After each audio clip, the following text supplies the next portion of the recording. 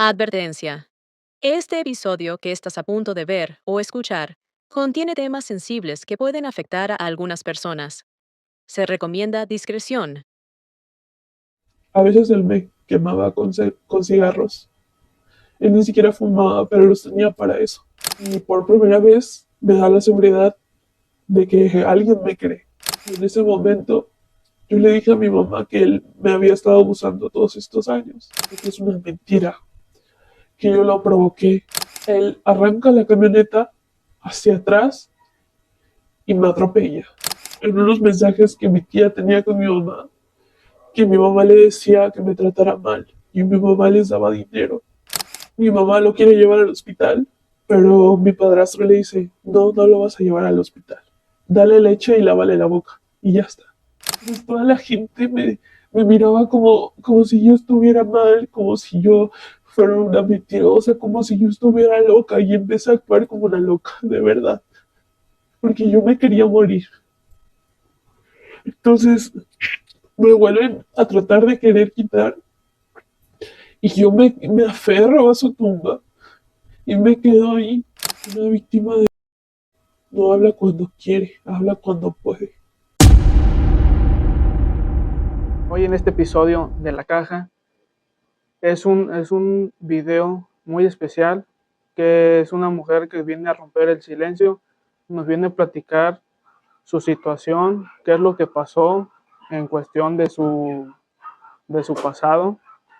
Y les pido de favor que tomen este video con mucho respeto y por obvias razones, pues nuestra amiga eh, se presenta anónimamente para que nos venga a platicar este testimonio, y más que nada lo hace para que otras personas, otras mujeres, pues no pasen por algo similar.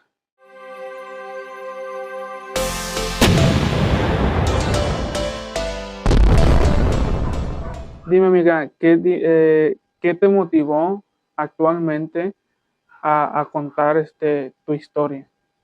Pues he llevado mucho trabajo en terapia y he aprendido a ir sanando poco a poco todas las cosas que pasaron. Y he conocido a más personas que han sufrido lo mismo que yo, así que supongo que esta experiencia, si la cuento, puede ayudarle a alguien.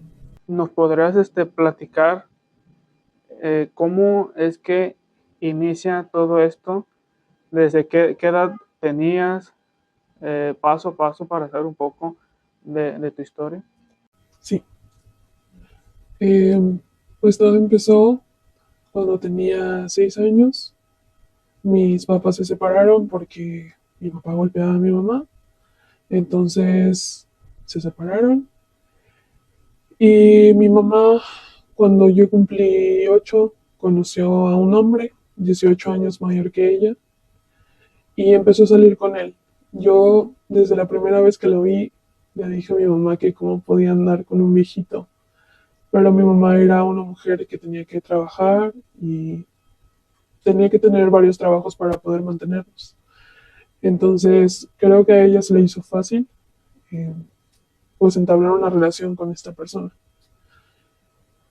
Al principio todo bien. Él siempre dijo que no le gustaban los niños, no los quería tener cerca y cuando salía con mi mamá solo le gustaba que saliera ella. Entonces la cosa se pone muy fea cuando mi mamá se embaraza de él y mi mamá tiene un embarazo de alto riesgo. Entonces mi mamá empieza a estar en cama y él empieza a visitarnos más seguido porque él aún no vivía con nosotros. Y un día que mi mamá estaba en cama muy enferma, me pidió que fuera a comprarle unos medicamentos a la farmacia y él me llevó en su camioneta. Entonces cuando regresamos, él me dio un beso en la boca y me quedé en shock porque no supe cómo reaccionar. Entonces me, me quedé perpleja y él me dijo que no podía decirle nada a nadie porque si no se lo iba a hacer a mis hermanos. Y yo no supe cómo me sentí, solo supe que no me gustó, que estaba muy incómoda. Yo ni siquiera había besado a un niño antes, ni nada. Y pues así fue mi primer beso con él. Me dices que este hombre llega a la vida de ustedes. No sé si qué edad, por ejemplo, en ese momento, qué edad tenía tu mamá y qué edad tenía esta persona. Y no sé si eras hija única o tenías más hermanos de tu papá. Sí, tengo un hermano que es por parte de mi papá y nada, en ese momento nada más éramos mi hermano y yo. Mi mamá tenía como 28 y él como 58. Ok, sí, estaba pues muy grande para la edad de tu mamá. Después de que ocurre esto, el primer beso que tú mencionas, ¿qué haces con ese, pues con esa acción? No sé si le dijiste algo a tu mamá, te lo guardaste, cómo fue tu día a día después de eso. Yo no podía decirle nada a mi mamá porque estaba muy enferma y él me decía que mi mamá se iba a morir si yo le decía algo así. Entonces yo era una niña y no entendía que obviamente lo que me estaba diciendo eran mentiras, pero yo tenía mucho miedo por mi mamá. Eh, el día a día fue siendo más acosos porque él empezó a quedarse a vivir con nosotros después de que mi mamá tuvo una amenaza de aborto. Y entonces se mudó por completo y ahí fue cuando empezó a abusar de mí. Yo siempre supe que no estaba bien, pero mi mamá estaba mal. Entonces yo quería que mi mamá estuviera bien y él me decía que si yo le decía a mi mamá que la iba a matar, entonces yo me quedaba callada por eso, porque mi mamá estaba embarazada de mi hermanito y no quería que le pasara nada. Cuando él se viene a vivir con nosotros, empieza a cambiar totalmente su forma de ser. Él empezó a maltratarnos no solo físicamente a mí y a mi hermano, a mí pues me abusaba y empezó a maltratarnos en cuestión de la comida. Nosotros, mi hermano y yo, a veces vivíamos como animalitos, porque cuando se enojaba con nosotros o cuando tenía un mal día, nos sacaba afuera a la calle, a comer en la calle. A mi hermano lo golpeaba horrible, a mí también. A veces nos pegaba, nos decía que éramos unos estúpidos, nos decía un montón de cosas. Siempre nos decía que allá afuera nadie nos iba a querer y que nada más dependíamos de él. Así pasaron muchos años. Mi mamá dio a luz a mi hermano y cuando esto pasó, yo estaba en la secundaria. Entonces, a mí me empezaron a dar ataques de ansiedad, pero yo no sabía por qué. O sea, cuando entré a la adolescencia empezaron a darme muchos ataques de ansiedad y todo el tiempo estaba deprimida. Entonces, un día en la secundaria me llevan a la enfermería y yo en ese momento le iba a decir a la enfermera de la escuela lo que me estaba pasando. Pero mi contacto de emergencia era él, entonces le llaman a él y él llega justo a tiempo cuando yo le iba a decir lo que estaba pasando a la enfermera. Y cuando él se da cuenta que yo iba a decir algo, se molesta y me empieza a regañar y me dice que habíamos quedado que yo no iba a decir nada porque si no le iba a hacer lo mismo a mi hermano. Entonces él me saca del hospital y manipula a mi mamá para que mi mamá se deshaga de mí. Entonces mi mamá le habla a mi papá, que en todo este tiempo mi papá estuvo desobligado de nosotros. Y ellos dos firman un acuerdo donde él me va a llevar a casa de una tía en Veracruz y allá me van a dejar abandonada. Entonces me llevan Primero me llevaron con una hermana de mi papá, me abandonaron un año ahí, sin ninguna señal de vida, no me dejaban hablar con nadie, pero mi tía fue muy buena conmigo y me pagó la escuela y todo estaba yendo bien porque nadie me acosaba ni nadie me golpeaba ni me trataba mal. Entonces, después de un año, mi mamá llega y de la nada decide sacarme de la escuela y decirme que me extrañaba mucho, que quería que yo volviera. Nunca supe por qué hizo eso, pero me trae de regreso y él me vuelve a abusar. Desde el primer día que llegué y mi mamá se da cuenta. Entonces mi mamá me veía a mí como una amenaza en vez de como su hija. Mi mamá se enoja mucho conmigo, me golpea y me manda otra vez a Veracruz, pero con otra tía. Y ahí con esa tía fue horrible, porque me tenían completamente aislada. Me obligaban a trabajar horas y horas en el sol para poder ganarme un plato de comida. A veces mi tía me ponía a recoger con la mano la popó de los perros o de los caballos. A veces mi tía me golpeaba horrible y también dejaba que mi primo abusara de mí.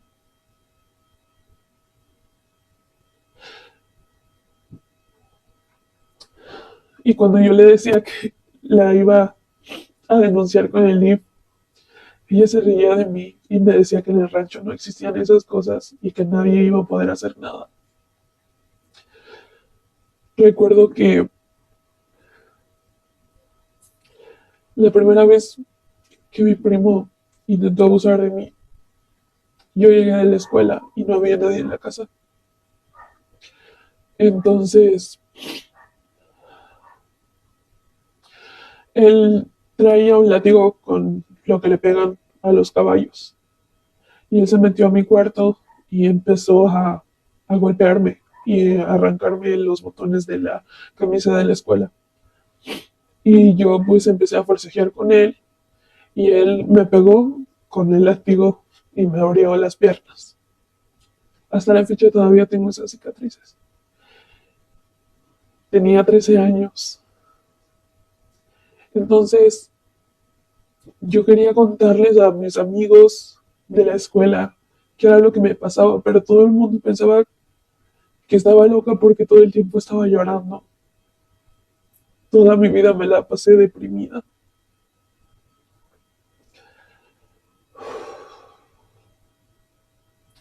Después, mi mamá de la nada se acuerda que es mi mamá otra vez y me trae de regreso. Para ese entonces ya tenía 14. Entonces me trae otra vez y me pide que le eche ganas a la escuela y me mete a la escuela, pero yo ya traía todos esos problemas encima. Entonces, cuando entró a tercera de secundaria, yo empiezo a autolesionarme porque sentía, me sentía muy vacía, sentía que no valía nada, porque él todo el tiempo me lo repetía. Cada vez que me abusaba, me repetía que no valía nada y que a nadie le iba a importar. Y yo me lo creía. Fueron tantas cosas. Yo estaba muy flaquita cuando vivía con ellos, porque él no nos dejaba comer.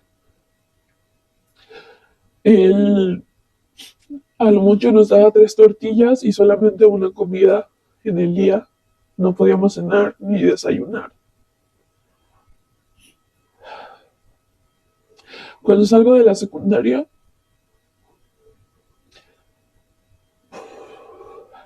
me dejaron un año sin escuela, porque ellos decían que no iban a pagarme la prepa y yo amaba estudiar, pero Ellos me castigaron con eso, así que básicamente todo ese año fui la esclava de él. Eh, Luego resulta que mi prima iba a cumplir 15 años y mi mamá le iba a poner su vals. Entonces yo acompañaba a mi mamá y esa era la única oportunidad en la que yo tenía para poder salir de ahí.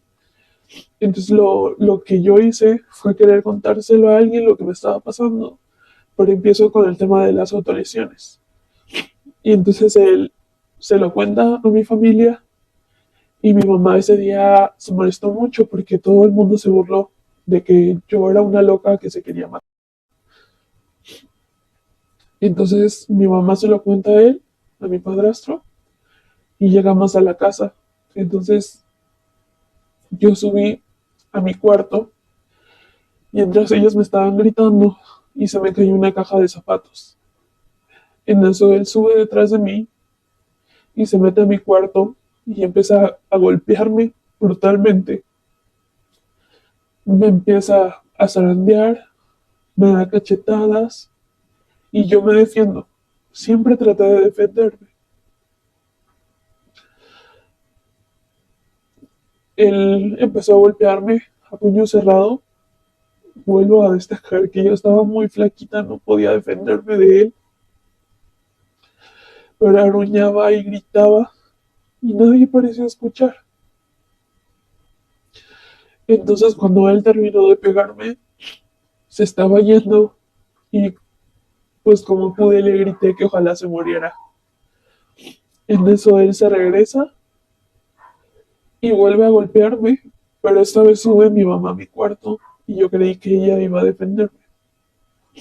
Pero lo que hace mi mamá es agarrarme y golpearme ella. Entonces llegó un punto en el que los dos me golpearon tanto que me tenían en el suelo. Empezaron a patearme y a patearme entre los dos y mi hermanito se metió. Para ese entonces él ya tenía como 3 o 4 años y él decía que por favor me dejaran, que me iba a dejar. En eso mi mamá se sube encima de mí y me empieza a ahorcar y me dice que ojalá me diga la verdad. Entonces yo estaba casi desmayándome de los golpes cuando ella me dice la próxima vez que te quieras cortar, córtate bien para que de una vez te mueras. Y entonces él la quita de encima de mí porque yo me estaba muriendo de ahogamiento. Y se van y me dejan encerrada por 3 días sin comer, sin ir al baño. Yo tenía que hacer mis necesidades ahí en mi cuarto. Y me dejan así. Después de la nada me abren y actúan como si nada. Y me dicen que vaya a comprar tortillas. Entonces me meto al baño y me veo en el espejo toda llena de moretones, con el cuello morado, los ojos morados, raspones y rasguños por todos lados. Y ellos estaban como si nada. Mi mamá quería morir ese día, pero no entendía por qué me tenía tanta rabia. Entonces ahí supe que yo no podía decirle a mi mamá todo lo que me estaba pasando. Los abusos siguieron y siguieron y siguieron. Yo rara vez veía a mi papá y no podía pedirle ayuda a mi papá porque él tampoco me la daba. Entonces no tenía a nadie. Estaba sola porque no podía hablar con nadie. Lo único que tenía eran mis amigos de internet. Y fue como empecé a hablar de las cosas que me estaban pasando. Después convenció a mi papá de que me pague la prepa. Entró a la prepa y yo trataba de fingir que era normal y que todo estaba bien. Y cuando iba a la prepa trataba de ser feliz para que mis amigos no notaran lo que me estaba pasando, pero a veces llegaba golpeada o a veces llegaba aruñada, a veces él me quemaba con cigarros. Él ni siquiera fumaba, pero los tenía para eso. Llegó un punto en el que ya no pude sostener mi mentira y la depresión me empezó a consumir. Entonces yo le cuento al que en ese entonces era mi mejor amigo y por primera vez me da la seguridad de que alguien me cree. Entonces yo volví a casa y me sentí muy bien de que alguien me dijera que sí me creía. Mi mamá estaba regañándome porque lavé mal una licuadora porque yo para ellos era su esclava. Mi mamá para este momento estaba embarazada otra vez.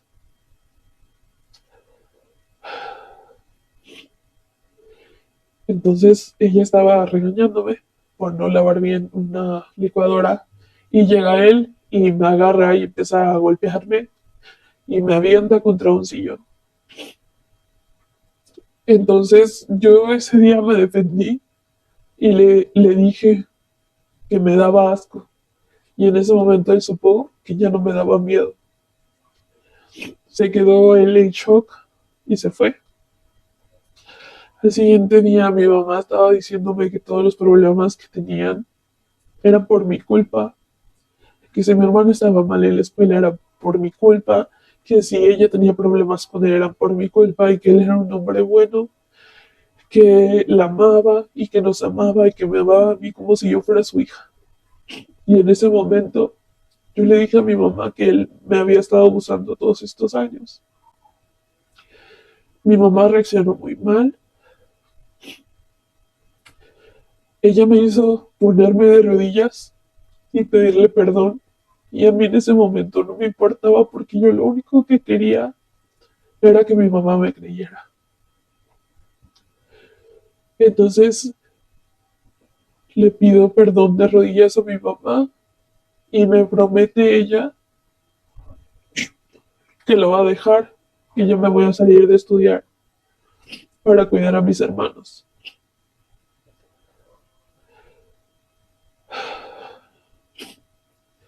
Entonces yo me fui muy contenta a dormir pensando que así iba a ser. Y llega él y yo desde mi cuarto estoy escuchando que mi mamá le dice que cómo se atrevió a hacerme algo así. Entonces él le dice que es una mentira, que yo lo provoqué. Y entonces mi mamá le dice que cómo es que yo lo provoqué. Si cuando él empezó a hacerme todo eso yo tenía 8. Entonces él dice que es mentira, que yo soy una envidiosa, que él la quiere ver mal. Entonces mi mamá le dice que como quiera se vaya y que no lo quiere volver a ver. Al siguiente día yo desperté muy feliz pensando que así iba a ser, que se iba a ir y que íbamos a estar felices. Y de la nada llega él al mediodía con una lavadora, como si nada. Y mi mamá lo perdona y habla conmigo y me dice, es que tú te tienes que aguantar, porque no quiero que tus hermanos crezcan sin su papá, como tú. Y en mi cabeza yo pensaba que eso tenía que hacer, porque fue lo que me dijeron. Yo sentía que tenía que aguantarme por mis hermanos. Entonces,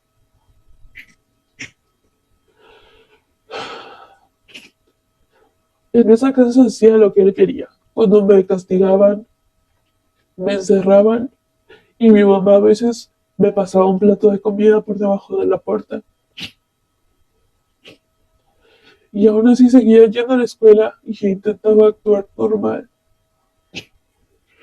Llegó un punto en el que, como él ya no podía abusar de mí porque mi mamá ya estaba enterada. Eh, donde le dice, es que ya quiero que se vaya de la casa, ya no la quiero tener aquí. Entonces mi mamá empieza a idear un plan para sacarme y un día cuando llegué a la casa, mis cosas ya estaban afuera y ella me estaba corriendo. Entonces yo fui con mi mamá y le dije, mamá, ¿qué es lo que te falta? ¿Por qué no me crees? Soy tu hija. Y ella simplemente parecía como si fuera otra persona, como si el odio la consumiera, como si él la hubiera cambiado. Porque mi mamá no era así, mi mamá era la mejor mamá del mundo. Entonces me sacó de mi casa, me fui, para eso yo ya tenía 17 y no tenía dónde ir porque mi papá tampoco me dio asilo. Y entonces un amigo le habló a su abuelita y su abuelita me consiguió una casa y ahí me quedaba. No tenía para comer, no tenía nada. Su abuelita y sus tíos me alimentaban, me daban de comer. Ese amigo estuvo ahí para mí en todo momento, igual que su novia en ese momento. Pero entonces ellos se tenían que ir y yo fui a pedirle a mi abuela, a la mamá de mi mamá, que por favor me ayudara, que no me dejara en la calle, porque yo sabía que no podía abusar de la ayuda que me estaban dando. Entonces mi abuela al principio se niega, pero cuando ve cómo estoy viviendo, me da un chance de vivir con ella. Entonces yo me voy a vivir con mi abuelita y al principio todo estaba bien.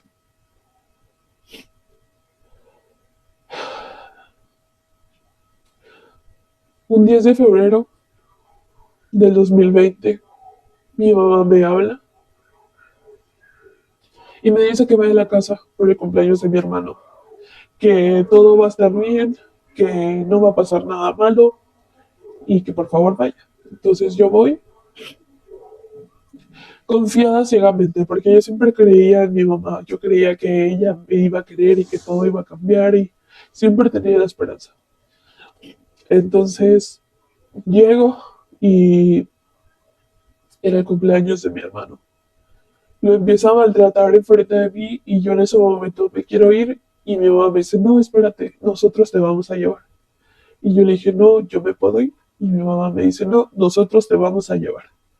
Entonces me suben a la camioneta y suben unas cosas que yo había dejado en casa de mi mamá cuando me sacó. Y me llevan a casa de mi abuela. Ese día yo debí de haber estado en la escuela, pero no fui por hacerle caso. Entonces yo estaba bajando las cosas de la camioneta cuando él arranca la camioneta hacia atrás y me atropella. Entonces mi pie se quedó atorado entre la llanta y la cosa que cubre la llanta cuando hay lodo. Entonces yo empiezo a gritar horrible y mi mamá se baja de la camioneta y le dice, ¿qué te pasa? Eres un imbécil, ¿cómo pudiste hacer eso? Y entonces yo sigo gritando del dolor, mi mamá se baja, traía al bebé en brazos y mi mamá como pudo intenta sacarme el pie, pero cuando mi mamá está intentando sacar el pie, él regresa a la camioneta y me vuelve a pasar la camioneta encima. Entonces mi mamá lo saca y se caen todas las cosas, ¿no? Y luego mi mamá se sube a la camioneta. Antes de eso ella recoge las cosas, las pone en la banqueta, se sube a la camioneta y se van. Y me dejaron ahí tirada. Fueron a casa de una tía que vivía muy cerca a comer y yo no me pude mover de ahí hasta que una prima mía que iba conmigo en la escuela fue a ver por qué no había llegado yo a su casa. Y me encontró ahí y ella me ayudó a meter mis cosas y ella pues como pudo me ayudó a pararme y me metió adentro de la casa. Entonces le hablé a mis otras tías y me llevaron a casa de mi tía a la que donde habían ido a comer. Y entonces nadie me creía porque nadie lo creía capaz a él de que hiciera algo así, porque él fingía ser muy buena persona con todas las demás personas. Él es una persona supuestamente muy importante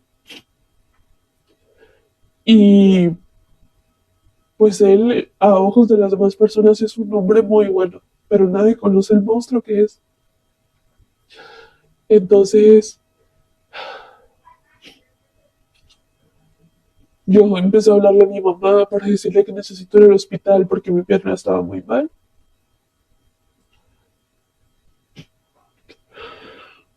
Y ella me dice, ¿sabes qué? Está bien, lo que tú quieras yo te lo voy a pagar, pero por favor ya no vengas a la casa, porque él te quiere y lo hizo a propósito. Y en eso mis tías le llaman a mi mamá y ella dice, no es cierto, eso nunca pasó si yo ni la vi hoy. Entonces todos estaban como perplejos porque nadie sabía por qué, solamente mi mamá sabía que él me abusaba, nadie más en la familia sabía. Entonces no podían entender como por qué él quisiera haberme dicho eso. Entonces mi familia era de muy bajos recursos. Mi abuelita no tenía dinero para llevarme al hospital. Nadie tenía dinero. Entonces yo me tuve que aguantar tener mi pie así.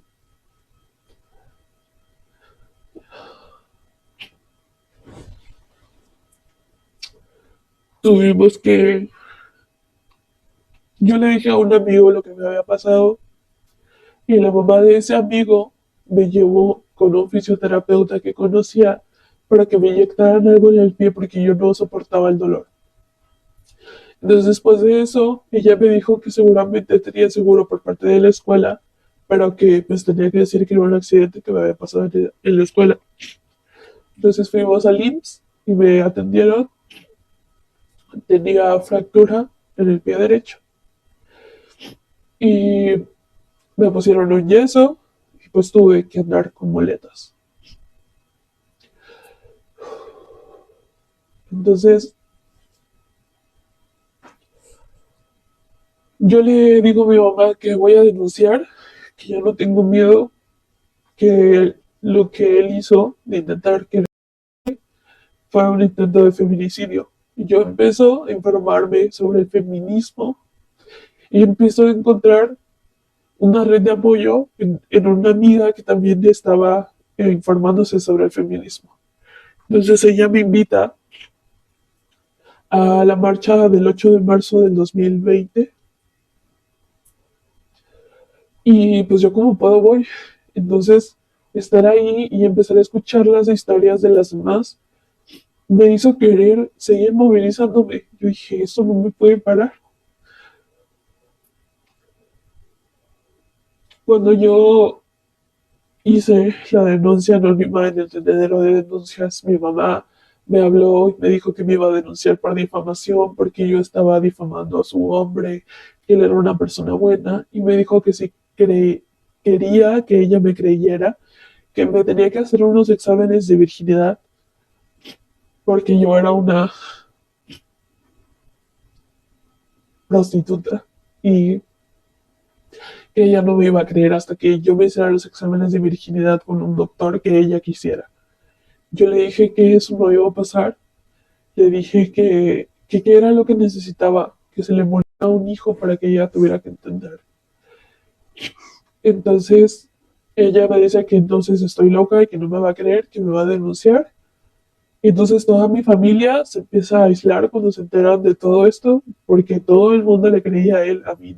Nunca me creyeron ni tampoco me dieron la opción de contarles qué era lo que me estaba pasando, solo me alejaron. Entonces empiezo esta lucha yo solita, mi abuela empieza a tratarme mal, empieza a hacerme cosas muy horribles Y después leo en unos mensajes que mi tía tenía con mi mamá, que mi mamá le decía que me tratara mal y mi mamá les daba dinero. Le decía que me trataran mal, que no me dieran comida, que me hicieran cosas para que yo me quisiera salir a la calle. Y mis familiares lo hacían. Entonces, un día mi papá fue por mí, me abrió las puertas de su casa y me fui a vivir con mi papá. Se atraviesa y cuando yo pues empecé a hacer las denuncias, mi mamá desaparece. Se mudan y yo estaba muy deprimida, mucho. Empecé a hundirme porque yo quería ver a mis hermanos. Mis hermanos son todo para mí. Yo los amo mucho. Entonces, como mi mamá desaparece, yo no tengo contacto con nadie de ellos, nadie sabe dónde se fueron ni nada. Pero obviamente que se fueron porque tenían miedo de que yo los denunciara. Así pasan los meses. Yo comienzo a trabajar en un asilo y un 2 de enero del 2021 me manda mensaje una prima en la mañana. Y a mí se me hizo raro porque yo no tenía contacto con nadie de ellos.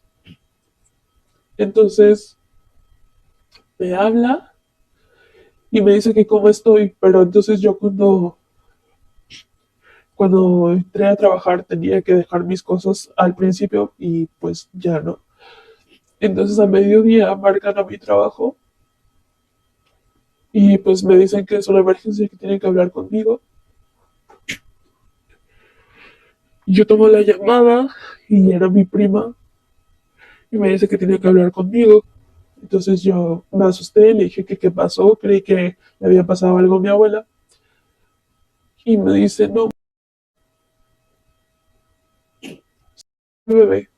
Y yo dije, ¿qué? Me dijo, hermanito. Yo en ese momento dije, no puede ser. ¿Por qué? O sea, me congelé completamente. Y en ese momento sentí que toda la rabia que había tenido atorada por años, que estaba saliendo, que brotaba dentro de mí, yo me volví loca. Empecé a gritar, se me doblaban las rodillas, el dolor. Le llamé a mi mamá y lo primero que me dijo, después de un año sin hablar con ella, fue que se había muerto mi hermanito. Entonces vienen mis primas por mí y me estaban llevando al hospital donde estaba mi hermano. Yo no sabía qué había pasado ni nada. Entonces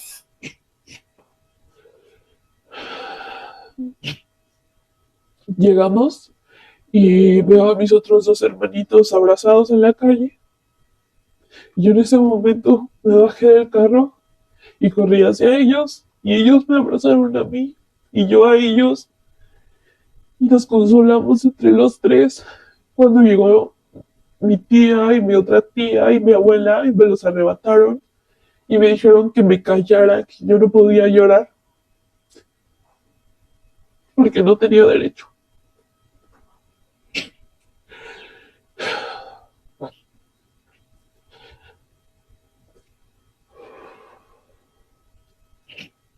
Mi hermanito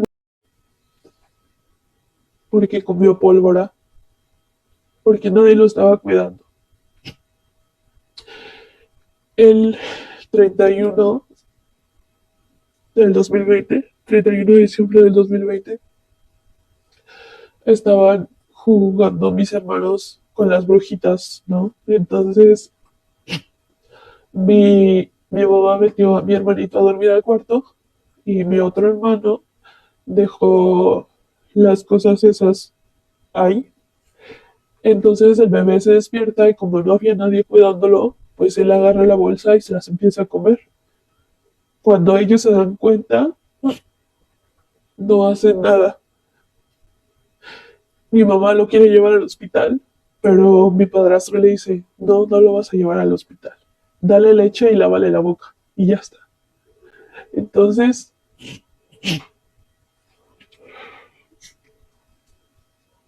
mi mamá le hace caso y no lo llevan al hospital.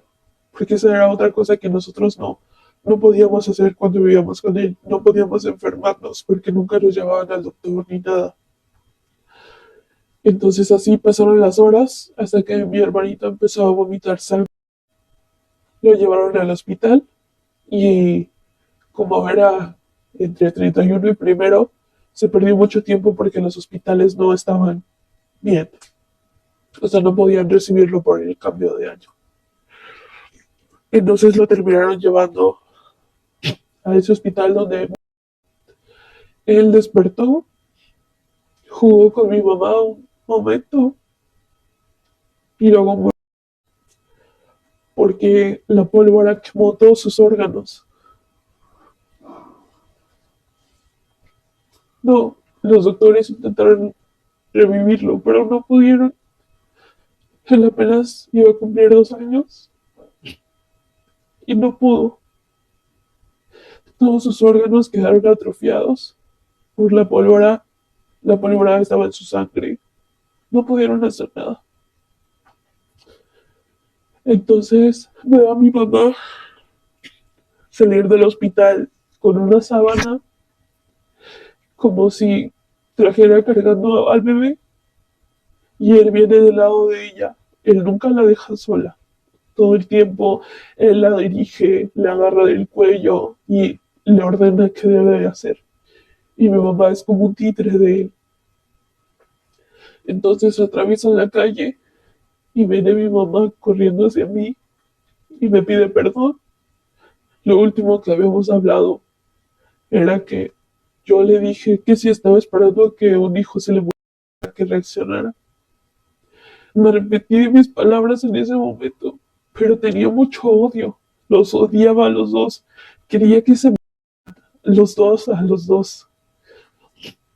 Y todo el mundo me decía que no podía llorar, que me aguantara, que lo perdonara, porque él era un hombre bueno y que él estaba sufriendo en este momento.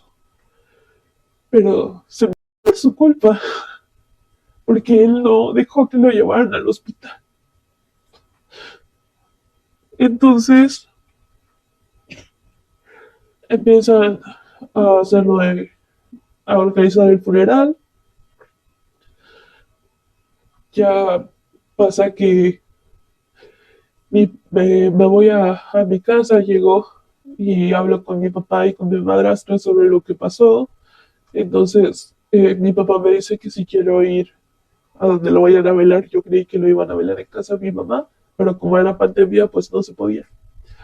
Entonces mi papá me lleva a casa de mi mamá, pero yo tenía mucho miedo de que él me fuera a hacer algo otra vez, porque yo le tenía pavor, o sea, eran muchos sentimientos encontrados. Yo tenía miedo, tenía enojo, tenía rabia, sentía que me iba a volver loca. Entonces le pedí a un amigo que me acompañara y él fue el que estuvo conmigo ahí. Y aún el día que murió, ese día volvió a acosarme. Estaba yo en la cocina intentando servir tamales para las demás personas y se metió a la cocina y intentó acosarme otra vez. Y entonces yo le grité y en eso mi abuela se metió y me dijo que me callara porque yo era una loca, que por favor no estuviera haciendo mi drama. Entonces mi amigo me sacó de ahí y yo a ratos me salía y gritaba porque no podía hacer eso por mis hermanos. Yo tenía que ser fuerte.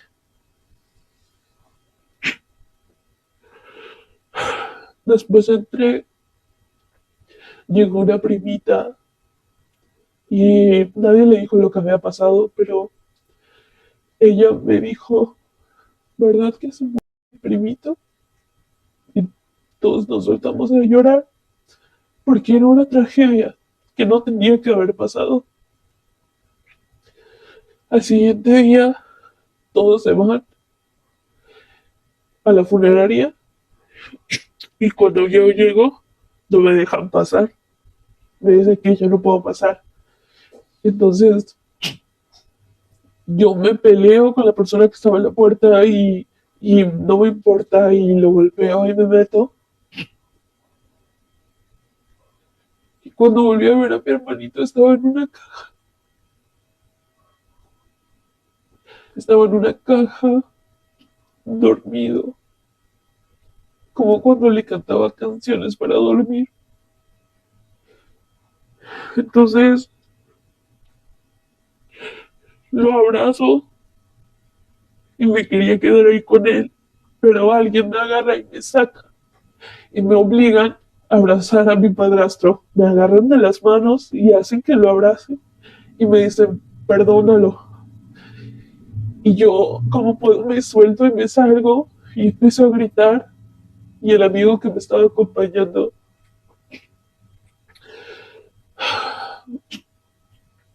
me deja que lo saque todo. Y en eso llega la familia de él. Y yo le empecé a gritar que ojalá se hubiera muerto, que él nos había arruinado la vida, que por qué tuvo que ser mi hermanito y no él.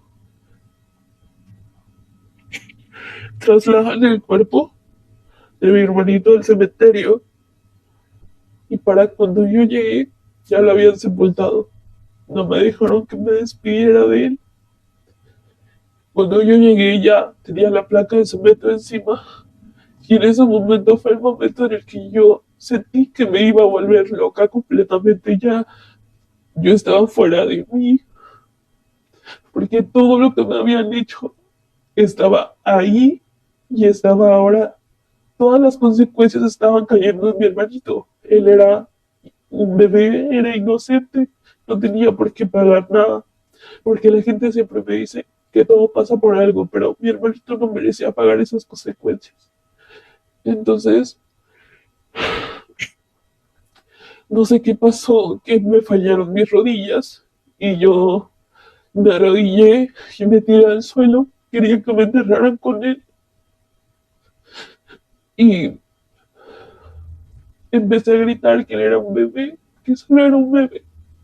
Y entonces toda la gente me miraba como si yo estuviera mal, como si yo fuera una mentirosa, como si yo estuviera loca y empecé a actuar como una loca, de verdad, porque yo me quería morir. Entonces me vuelven a tratar de querer quitar y yo me aferro a su tumba y me quedo ahí y todos se van. Después de eso, yo iba a visitarlo todos los días porque yo sentía que era mi culpa que lo hubiera, porque yo me fui y ya no pude cuidarlo. A día de hoy, mi hermanito estaría entrando a la primaria. Mis otros dos hermanos aún viven con él. Él sigue ejerciendo violencia contra ellos. Yo puedo denunciar, sí puedo denunciar. Ya estoy lista para hacerlo, pero tengo mucho miedo de que no se haga justicia. Porque vivimos en un país que trabaja para el lado de los malos. Yo he encontrado mucha fuerza en el movimiento feminista. Yo, después de mi hermano, creó un colectivo de aquí en la zona y eso ha sido lo que me ha dado la certidumbre de poder seguir adelante. He conocido a más mujeres que cuentan sus historias, que se acercan a mí y esa es la primera vez que cuento la historia públicamente. He intentado contarla en las marchas, pero nunca puedo terminar. Quiero que mi hermanito tenga un significado que no sea una simple negligencia.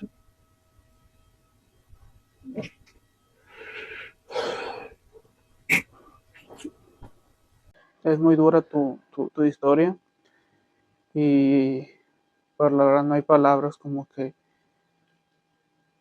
siento impotencia porque hay otras madres que, que defenderían a su hija y a veces uno no entiende por qué esas acciones. En la plática que nos estabas contando hay ciertas preguntas, dudas que me gustaría hacerte. Ok. Cuando, por ejemplo, tú te vas con tu tía, creo que es con tu segunda tía que tienes a tu primo, ¿por qué es que hacen esa acción o hicieron esa acción? ¿Y por qué hizo tu primo pues abusar de ti? No sé si tu mamá supiste, si le habló y le digo, ¿sabes qué? Hazle esto. No sé si tú sepas. Nunca lo había pensado. Pero mi mamá se hablaba con ellos. Ellos tenían contacto con mi mamá. Yo no estaba completamente aislada. No tenía contacto con mi mamá, ni con mi papá, ni con nadie. No me dejan hablar con nadie. No, no sé la razón. Tu hermanito era hijo de tu padrastro Sí, era su hijo. y aparte de él tenía otro o nada más él. Sí, tenía otro, el que tuvo cuando recién empezó a abusar de mí. O sea que era nada más uno de él. Sí, Y a pesar de eso no vio la manera de salvarlo. no. Él hasta la fecha sigue su vida normal. Cuando después de que falleció unos días después se fue a trabajar como si nada. Y hasta la fecha él sigue como si nada. En todo ese lapso, cuando tenías 8 años, tu mamá nunca se enteró hasta el punto que cuentas que tú le dijiste. O sea, por su mente no pasaba de que a lo mejor si te veía extraño, no sé. Yo sé que ella sí se daba cuenta porque a veces veía mi ropa interior que estaba manchada y ella me preguntaba qué pasaba y yo no le decía, pero ella tenía sus sospechas, pero nunca me dijo algo en sí.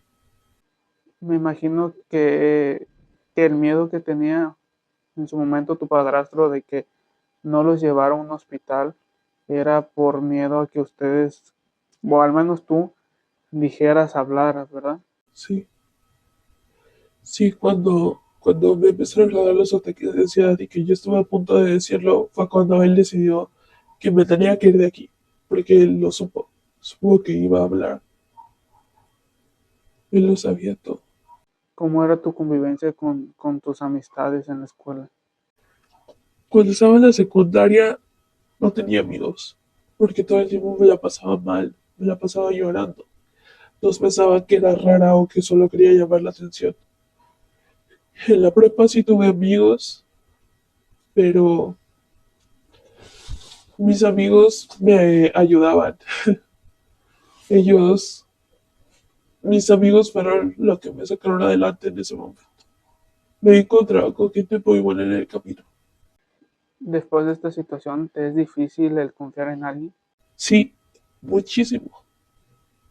No he podido readaptarme socialmente, pero estoy trabajando en ello. Me decías detrás de cámaras que vas con una psicóloga. Sí.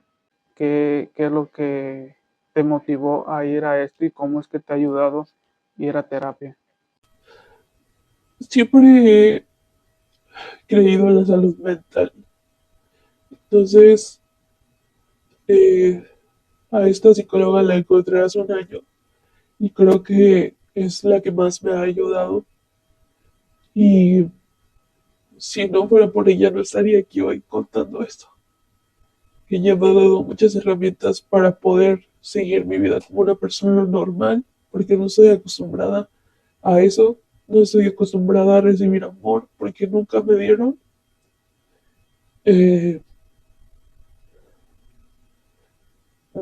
no sé, todo el tiempo estoy pensando que las personas me van a lastimar porque tengo estrés postraumático. Anteriormente tenía pesadillas horribles Y a día de hoy es algo de lo que estoy muy orgulloso porque ya no las tengo, ya me abro un poquito más fácilmente, otra vez estoy teniendo amigos, ya estoy saliendo y pues sí, En cuestión de pareja, ¿has tenido pareja? sí. Actualmente vivo con mi pareja. Antes de todo esto, yo no podía tener novios. No podía, no quería que nadie me tocara, no quería tener a nadie cerca, no quería tener ningún contacto con un hombre porque me daban miedo todos y siempre desconfiaba de todos. Ok, sí, sí entiendo.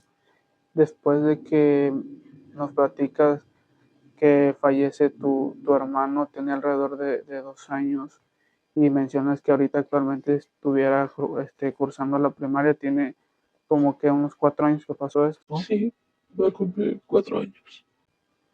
Después que sucede eso, o sea, te alejas de tu familia. Sí, yo no tengo contacto con nadie de ellos, ni con la familia de mi papá, ni con la familia de mi mamá. Los únicos con los que tengo contacto son con mis dos hermanos que me quedan ahorita. Pero yo no sé nada de ellos, los tengo bloqueados de todas las redes, no tengo sus números, no sé nada sobre ellos. ¿Qué edad tienen actualmente? Mis hermanos, Sí. mi hermano tiene 21 y el otro tiene 11. Es muy difícil, te digo, que de creer. No es que no te crea, pero me refiero a que no es posible que en la sociedad que vivimos una madre no pueda proteger o no quiera ver las cosas que suceden pues en el entorno.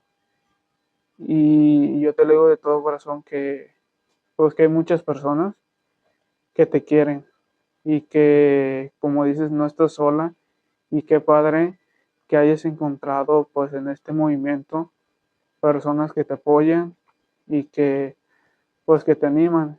Y también es muy importante, y siempre lo pienso, la persona que está a tu lado en esta cuestión, pues tu pareja, que yo sé y que quiero pensar que pues que está contigo, que te apoya en tus decisiones. Y desgraciadamente, pues como tú dices, a veces las personas te dicen es que pasa esto porque Dios así lo quiso, o porque algo te tiene que mostrar la vida. Y como tú dices que pues no lo merecía, no lo merecía tu hermano, por un descuido pasa pues estas tragedias. Y te agradezco que hayas pues te hayas abierto en esta charla, porque yo sé que es difícil contar una situación así. Y, y yo sé que pues para ti es una forma de sacar todo. Y este podcast es para esto, es para darle voz a las personas que quieran contar algo. Yo sé que tú sabrás si estás dispuesta a denunciar, porque como tú dices, desgraciadamente las leyes, no las leyes, sino las personas, no siguen, a veces se dejan influenciar, se dejan de que con dinero se compra. Y, pero pues no estés sola y no tengas miedo. Yo sé que, no sé si ahorita, actualmente, qué te han dicho las personas, no sé si digas, ¿sabes qué? Bueno, yo en este caso, yo no sé qué tipo de pruebas puedas mostrar, porque desgraciadamente todas las personas, se puede decir testigos que son tus familiares o así, o están en tu contra. No sé qué nos puedes decir. Yo tengo las radiografías del día que me atropelló, tengo los mensajes donde mi mamá me dice que lo hizo a propósito, tengo pues el testimonio de mis dos hermanos y yo sé que si yo denuncio, yo puedo llegar a ganar. Pero también sé que mi hermano, el más chiquito, iría a parar el lift porque básicamente mi mamá se convirtió en una victimaria. Entonces ella también estaría implicada. Eso es lo que me detiene en este momento de denunciar el bienestar de mi hermanito. Tu hermano ya es bueno, el mediano, se puede decir, el que tiene 21 años, pues ya es mayor y de ninguna forma te ha contactado o así. Sí, mi hermano, él y yo sí tenemos contacto. Mi hermano tristemente sigue viviendo con ellos. Él sufre violencia. Yo tengo la teoría de que él también fue abusado sexualmente, pero nunca me lo ha compartido. Pero él sigue ahí. A veces cuando hablo con él, yo me altero mucho porque quisiera poder protegerlo, pero él no siente que no puede salir de ahí. Yo le he ofrecido mi casa, yo le he dicho que cualquier cosa que necesite estoy ahí para él, pero él tiene la idea que él nos decía que sin él allá afuera no somos nada.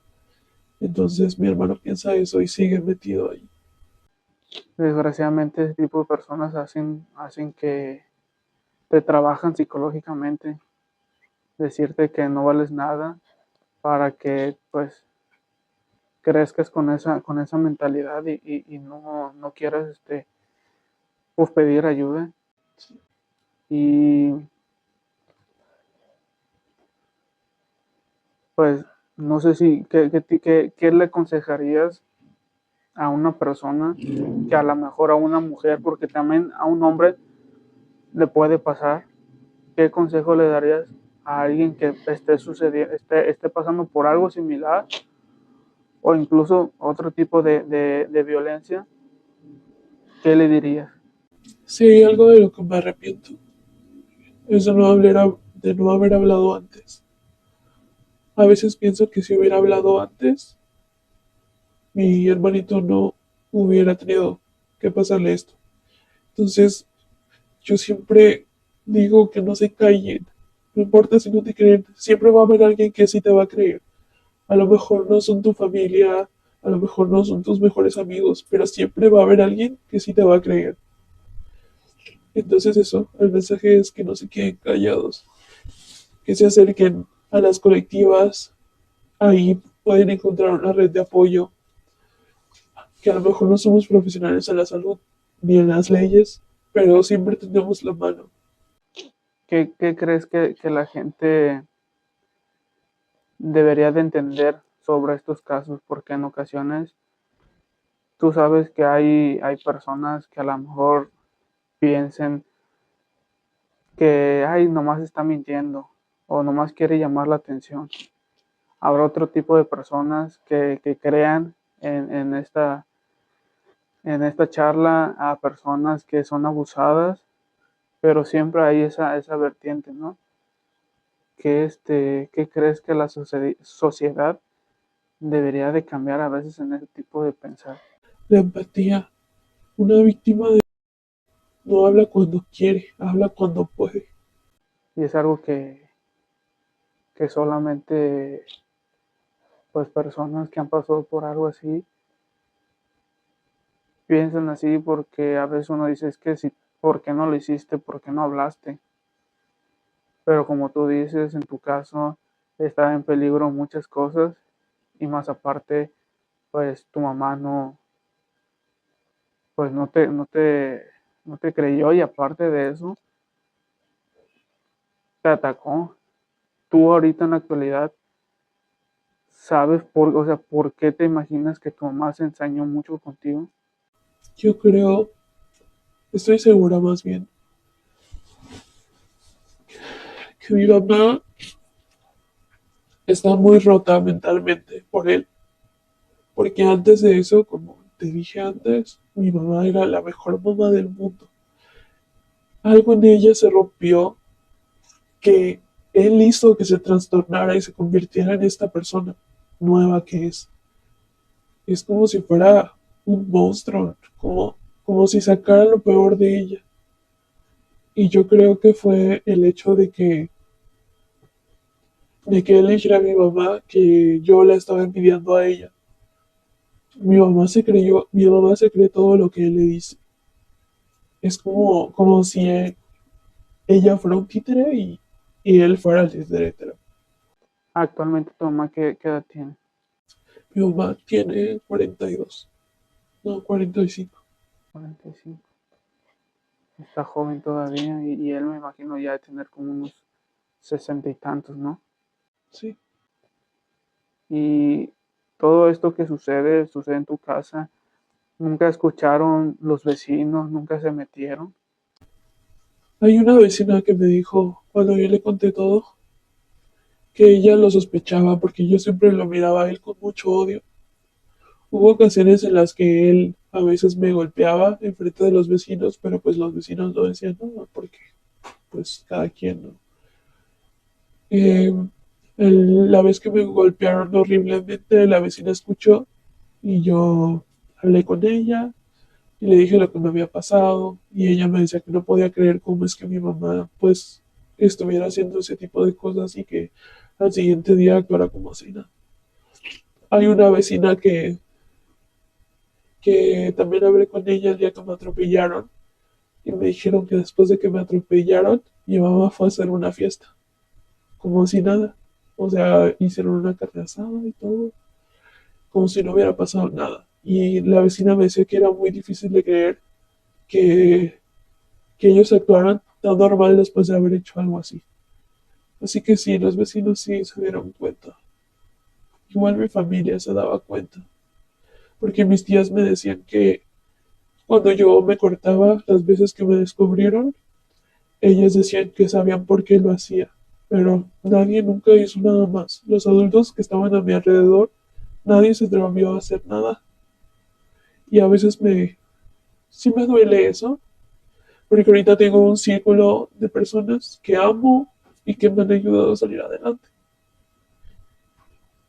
Que si me creen y que yo sé que si yo, no sé, mañana necesito algo, esas personas se van a mover rápido por mí.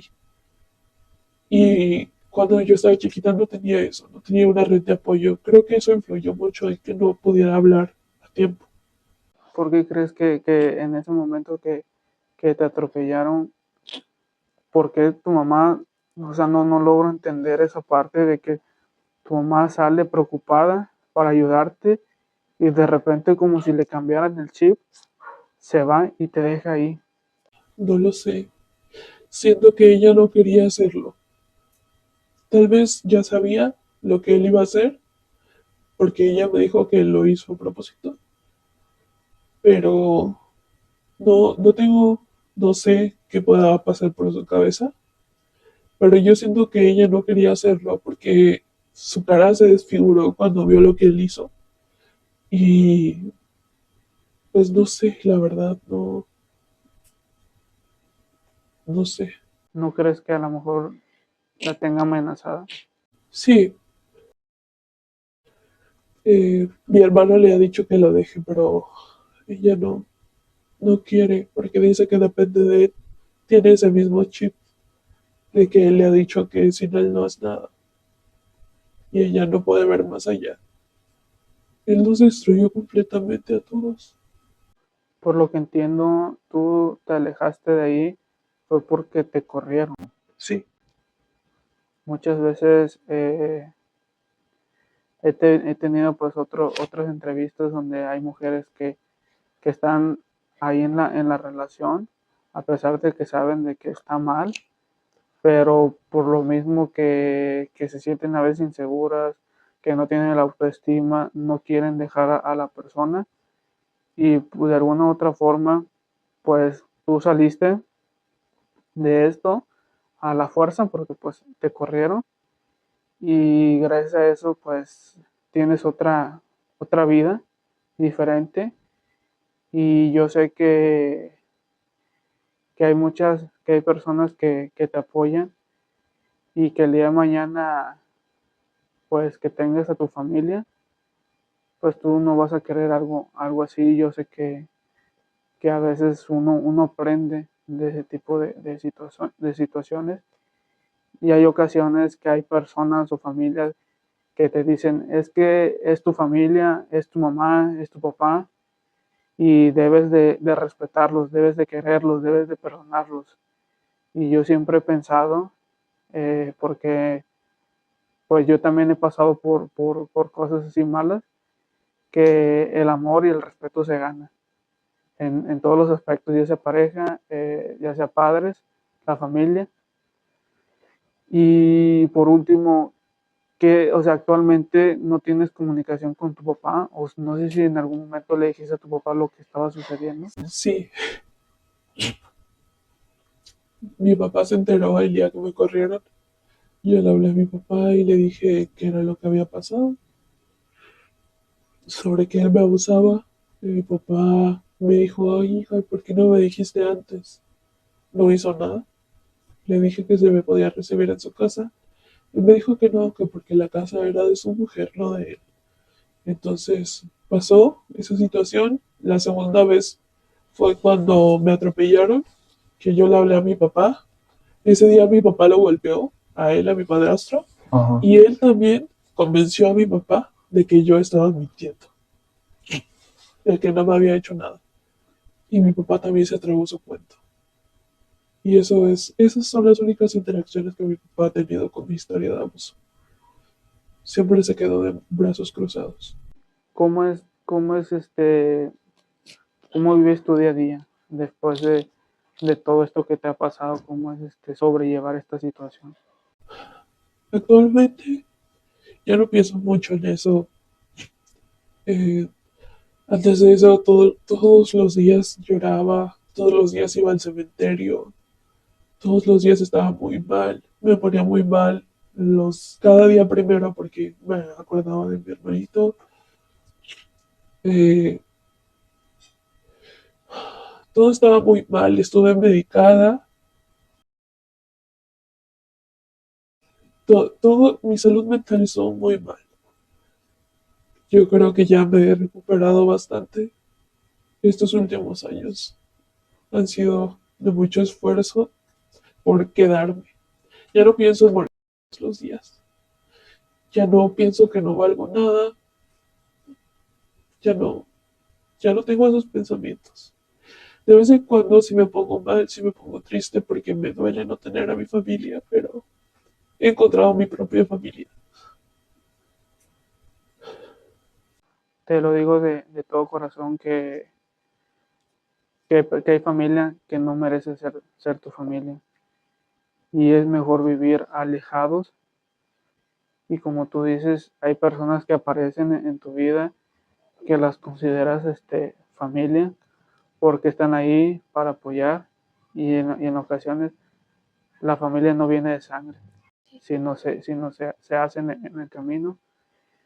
Y en serio te agradezco que te hayas atrevido a contar esta historia.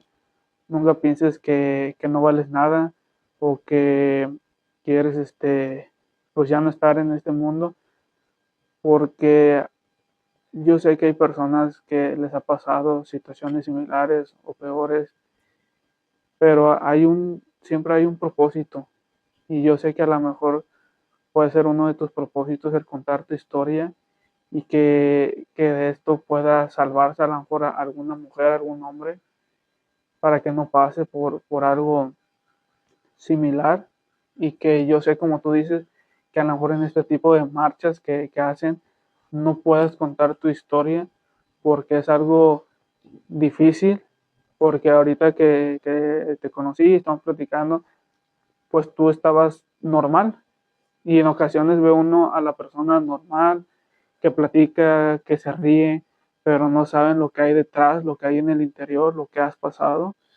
Y después de que me cuentas todo esto, toda esta historia, pues sí es difícil decir, pues yo te conocí y estabas alegre, pero todo lo que hay detrás,